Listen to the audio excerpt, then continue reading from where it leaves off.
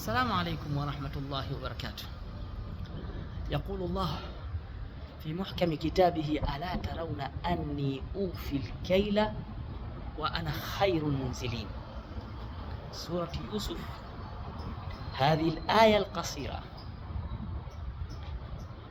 إنها قصيرة ولكنها ترسم منهجا عظيما للدعاة والتجار والقادة كذلك، بل لكل مسلم يريد أن يؤثر في الناس.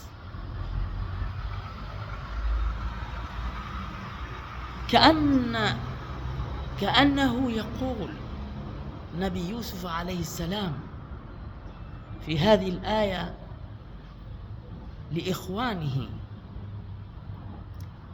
يعني لم يقل يوسف عليه السلام أنا عزيز مصر وأنا صاحب السلطان، وإنما ذكر لهم سببين يجذبان القلوب: أوفي الكيل وأنا خير المنزلين.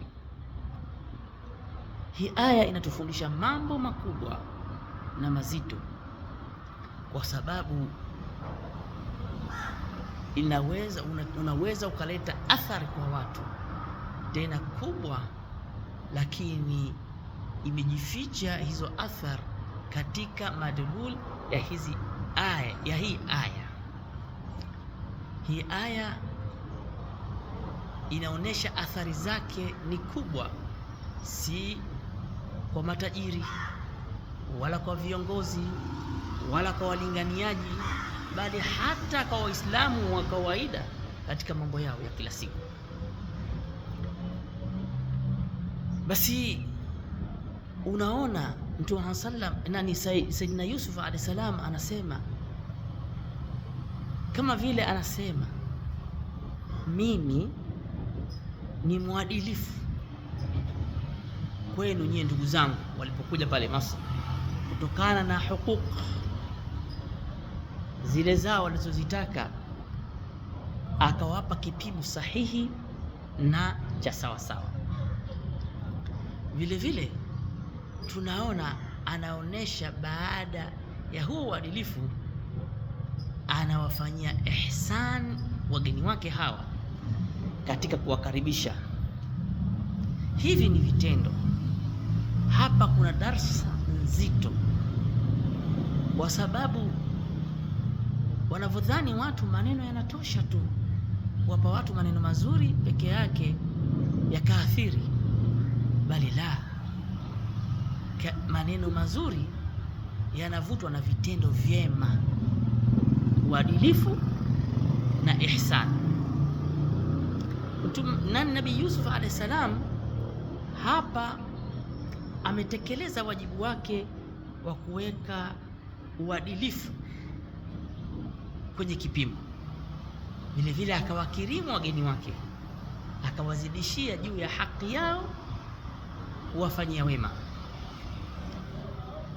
Kwa hivyo binadamu anapopata haki yake na akaongezewa wema, anakuwa amepata fadhila ya ziada, inaweza ikaathiri katika mambo yake.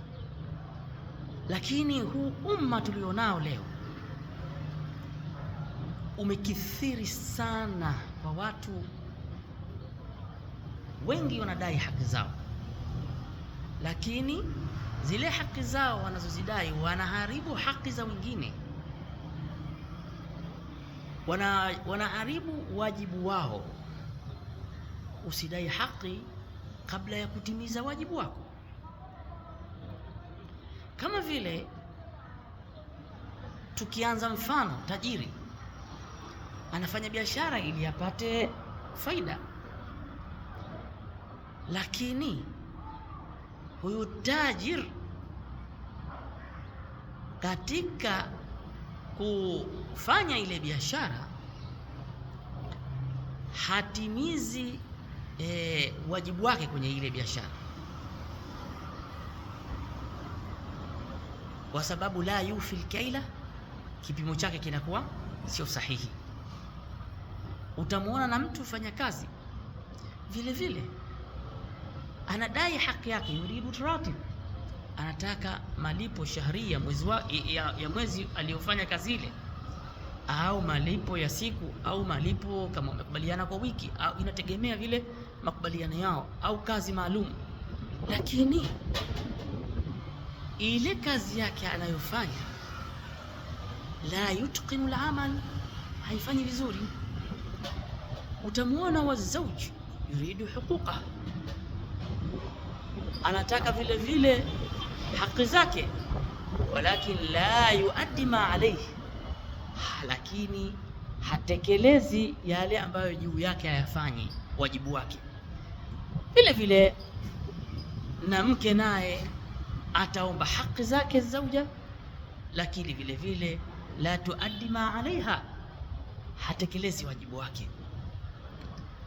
Utamuona mlinganiaji wa da'iya yuridu minan nasi an yasma'u lahu, anataka watu wamsikilize, lakini sasa lakinahu la yuhsinu muamalatahu, la yuhsinu muamala, ule muamala wake na wale watu unakuwa mbaya, hana tabia njema.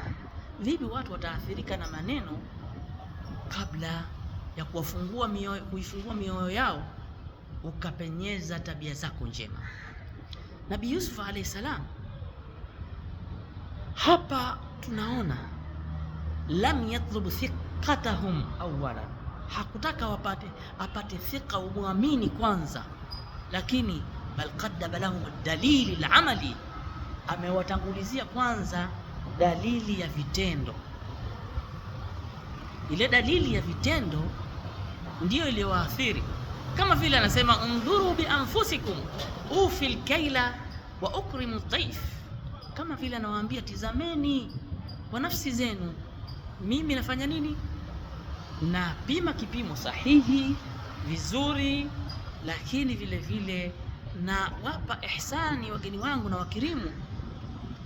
Basi mlinganiaji ili apate kuwaathiri watu, faliyakun sadiqan aminan kariman husna alkhuluq, lianna alakhlaq taftah alqulub, awe mwaminifu, msema kweli, mwaminifu, mkarimu, tabia zake njema, kwa sababu tabia njema zinafungua mioyo.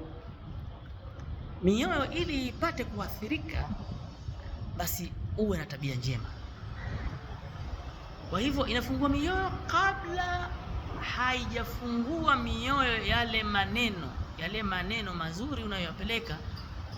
Ili yafungue mioyo, basi lazima kwanza vitangulie hivyo vitendo, unapokuwa unaishi nao katika sehemu ile moja, au unapofanya muamala nao.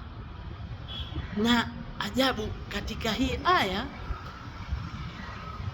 utaona, wa min lataifil aya anna Yusuf alayhi salam qala ala tarawun. Nabii Yusuf alayhi salam anawaambia, je, nyie hamuoni? Hajawaambia lam yaqul lahum ala tasma'un, hamsikii kwa watu huko, la, kasema ala tarawun. Kwa sababu gani? Ndhuru ila af'ali fa inna al-a'mal ablagha min al-aqwal, tizameni kwenye vitendo vyangu, kwa sababu vitendo ndio vinavyoathiri zaidi kabla ya kuathiri maneno. Na imesemwa kwamba lisanul hal, yani ile vitendo, ablaghu min lisan maqal, yani ulimi wa vile vitendo ule, kama vile vitendo wamevifanya Waarabu, vina ulimi, vinazungumza, basi vinaathiri zaidi kuliko lisanul maqal lahu, yani maneno yanayozungumza kwenye mdomo hauathiri sana kama vitendo. Basi wangapi watu wameingia katika dini ya Kiislamu kwa sababu ya uaminifu wa tajiri. Tajiri amekuwa mkweli, mpaka mtu anajiuliza ukweli huu, kwa nini? Uaminifu huu umetoka wapi? Anajiuliza mpaka anapata jibu, hii ni imani yake, ni dini yake imemfundisha, anataka kuijua ile dini, mwisho anaingia katika Uislamu. Na vile vile mtu anaipenda dini kwa sababu ya tabia, au anayapenda maneno ya mtu kwa sababu ya tabia ya yule mlinganiaji. Mlinganiaji akiwa na tabia mbovu, mbaya, haipendezi kwa watu, hata akasema maneno mazuri gani, athari yake kama itakuwa ndogo sana. Sasa vile vile kam min akhir nafar mina nas wamekimbia, watu wamekimbia nini? Haki, kwa sababu ya yule ambayo yantasibu ilaihi amekuwa na suu khuluq, tabia mbaya. Basi tujiulize si wenyewe, sisi tunatekeleza kipimo vizuri majumbani mwetu? Je, sisi tunatekeleza kipimo vizuri katika biashara zetu? Je, sisi tunatekeleza kipimo vizuri katika amali zetu? Je, sisi tunatekeleza kipimo vizuri katika ibada zetu? Na hapa ndio pazito zaidi. Hata zile ibada basi vipimo vinakuwa sio sahihi. Mtu hamwabudu Mwenyezi Mungu kwa vile alivyotaka yeye Allah Subhanahu wa Ta'ala, hasomi dini, anajifanyia tu ibada. Kwa hivyo vipimo lazima viwe sahihi. Hakika Mwenyezi Mungu hupenda ibada iwe sahihi na iwe yenye usalama. Kwa hivyo tunamuomba Allah Subhanahu wa Ta'ala atujalie katika waja wake wema, atujalie, nasallallahu an yaj'alana mimman yuadduna alhuquq wa yuhsinuna linnasi husna alkhuluq, yani akhlaq tayyiba. Wa hadha, na kwa haya machache tutosheke, na Allah tumuombe atukubalie kidogo ambacho kitakuwa chenye athar kubwa katika maisha yetu yaliyobakia. Shukran wa barakallahu fikum.